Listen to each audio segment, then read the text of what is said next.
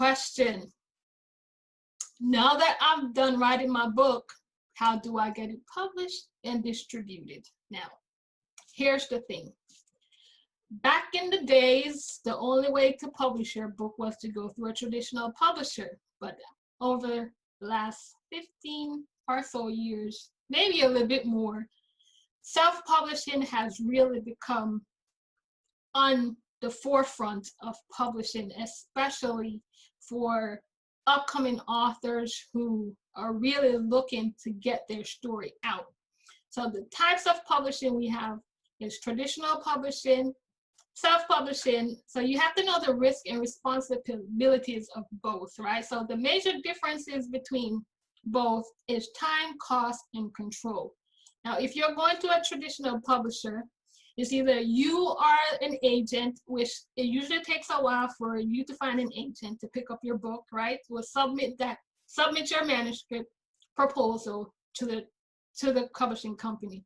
Now, if your manuscript has been accepted by the publisher, they buy the rights to your manuscript and they pay you a sum in advance. That agreement will be between you and the publisher and the agent. Now, if the publishing company funds and controls editing, formatting, design, distribution, etc. Once the publishing company recoups or get back what they have paid you in advance after they publish your book, the author will be able to start collecting royalties for their book. Let's say, for example, you do traditional publishing and upfront they give you $10,000. Now, you could spend that $10,000 in one day or 3 weeks. It doesn't matter how long you have that $10,000. You don't collect another dime off your book until that publishing company gets back that $10,000 from selling your book. So if it takes 5 years for them to get that $10,000, you're going to have to wait 5 years in order to be able to collect another dollar from your book. With a publishing company, some publishing company, depending on how they distribute through different stores, they will be able to promote or market your book.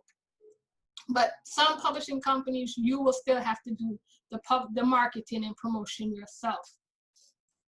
So with the self-publishing now, everything that the publisher does will be your responsibility. Full production timing. And with a traditional publisher, it could take up to a year, 2 years, depending on how well your agent is known or how good they think your book is. Then they'll be able to process your book, which however time. And there are also there are self-publishing companies that will talk about the difference between the types of self-publishing companies out there, but time, control, and cost is the three major difference between traditional publishing and self-publishing. Now, I know it seems a lot to do on your own, but trust me, it is possible. My last 3 books that I published, I did all by myself and I didn't need a publisher.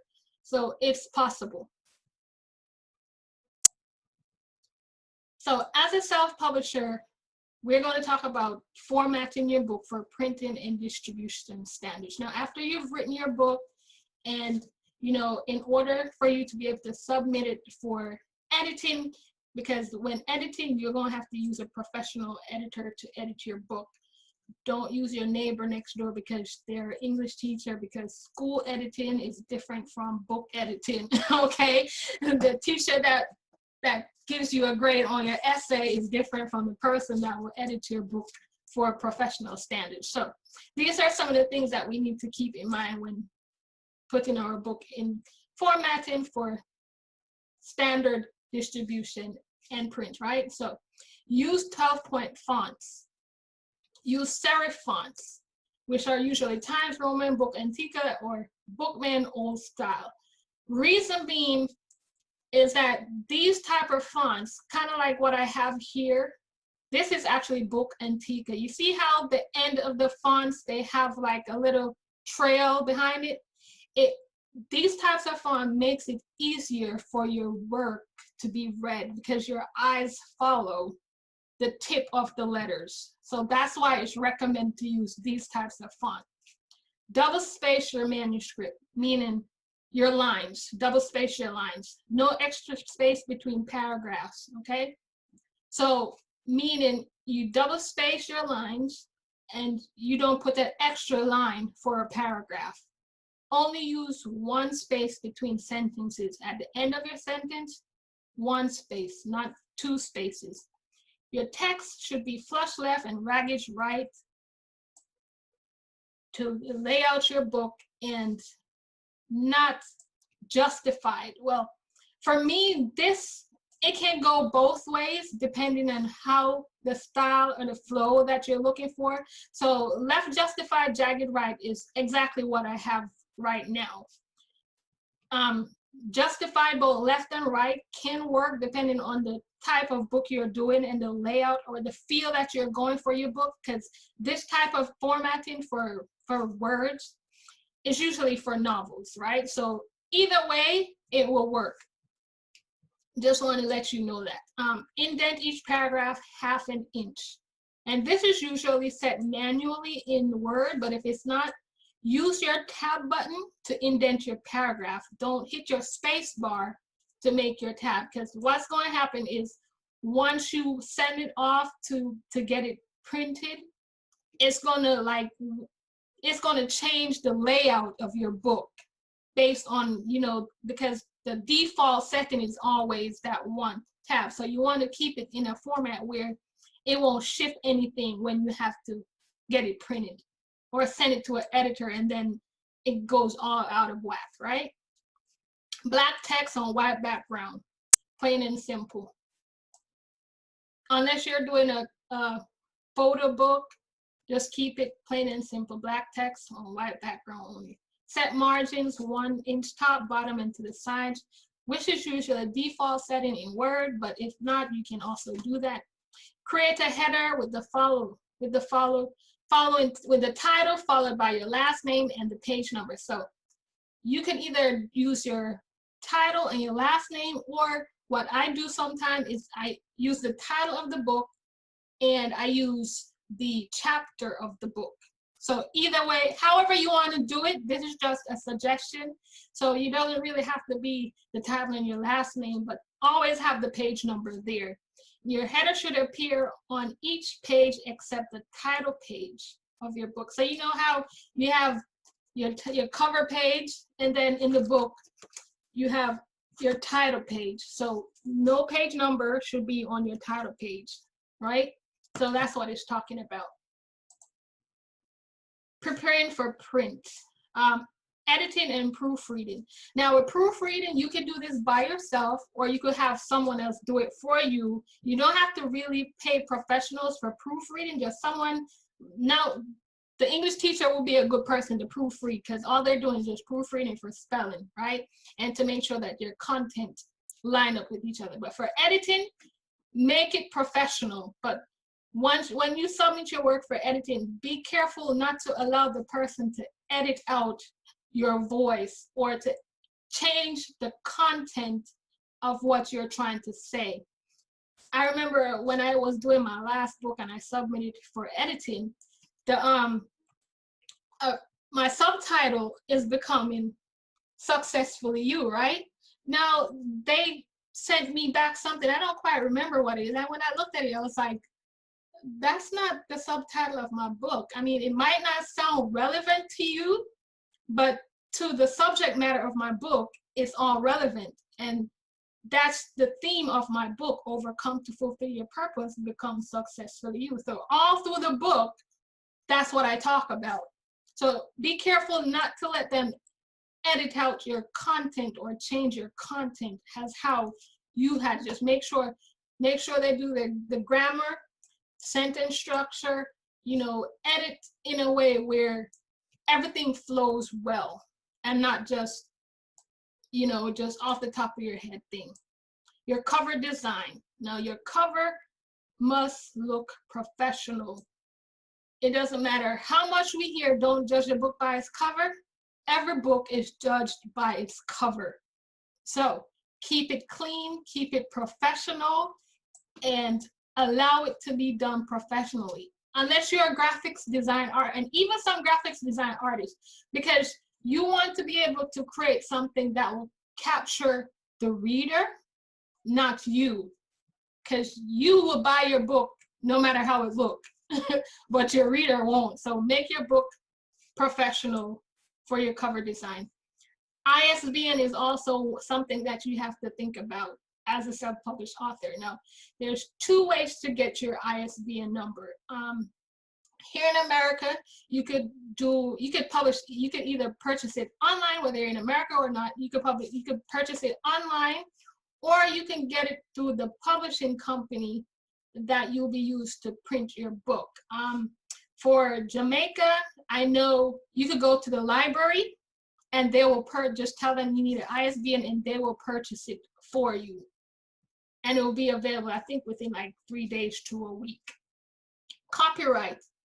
Copyright also can be done at copyright.org.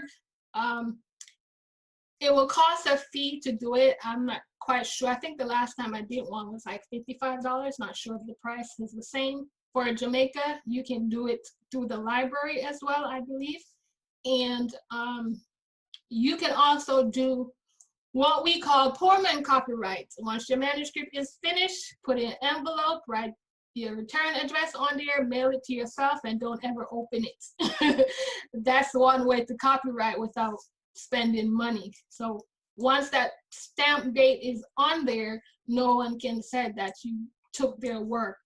You will always have that and say, see, this is the date that I mailed it to myself, so it is mine, no matter what they want to say. Okay. Marketing and promotion. Promoting your book is an ongoing process, but it should be started at least 3 months in advance before you publish your book. So if you know that you want to finish your book and have it ready for print by January, now is a good time to start promoting your book. Even if you don't know what the book is going to be about, you could just say, just let people know, hey, I'm writing a book and it's going to be ready by this time, that. And as you go through the process of writing, you could give updates about, what stage of your book is. Give the people an idea about what your book is all about, and just make a buzz about your book. This is where you build your community around your book, you build your fan base, get people excited and talking about it. Share tidbits about, what your book entails, even if it's a story in the book that you're going to put, you could share a little bit of the story, just get the word out. So people can have, that anticipation, that expectation. So, oh, January 15th coming, I'm going to get my copy of my book. Let them talk about it and let them share it with other people. Say, this book is coming out and they're excited about it. Also, a website. You need a website. If you're going to be serious about, having your book out there and promoting it, a website, especially for self-published authors, need somewhere for the readers to connect and also to be able to sell your book, because selling your book on your website will be more beneficial to you than anywhere else. Social media platforms are also a great way to market your book and to build your audience. My recommendation is just to find one that works for you. I know a lot of times people, they want to be all over the place. They want to be on Facebook, they want to be on Instagram, they want to be on Twitter, they want to be in Tumblr, they want to be here, they want to be there. Find one that works for you, build that platform, connect it to your social media website. So because your website, once you connect your social media to your website, then you drive all traffic to your website from your social media. And your website, it serves as a hub for your writing, where even agents and publishers, because sometimes as a self-published author, if your book is doing very well, that will grab the attention of agents and publishers, and they might want to pick up your book and publish it under their brand. So having a website is a great place where they can find information about you and build your build your online presence to be able to connect with your readers as well. Because if you're planning to do more than one book, it's also great to have, so people will always have information about you and what you're doing as a writer. So we have gone through the whole process of self-publishing versus traditional publishing, formatting, editing, you know, where to go, where not to go, you know, the whole step of actually derailing distractions, using procrastination to your advantage, and getting your book from thought to writing. But it all boils down to this: one word at a time. Just like that puzzle, one piece at a time, one word at a time, one outline. And the thing is this, with an outline, even if your outline is in chapters, you don't have to worry about writing chapter 1 before you write chapter 2. With an outline, after you finish your outline and you put your information together, then you're able to sort, okay, what chapter is this? Where does this fit and where does that fit? Because you will notice, like, and that's why I say focus on content instead of grammar and punctuation and all that stuff. Because once you have your content, when you're ready to edit your first draft, then you will see how your information flows, and then you're able to get your chapters together, you know, and structure your book in such a way where it will be consistent, clear, and relevant. And you have to do this in order to be able to get your book to a standard where the readers will be engaged and your work will look professional.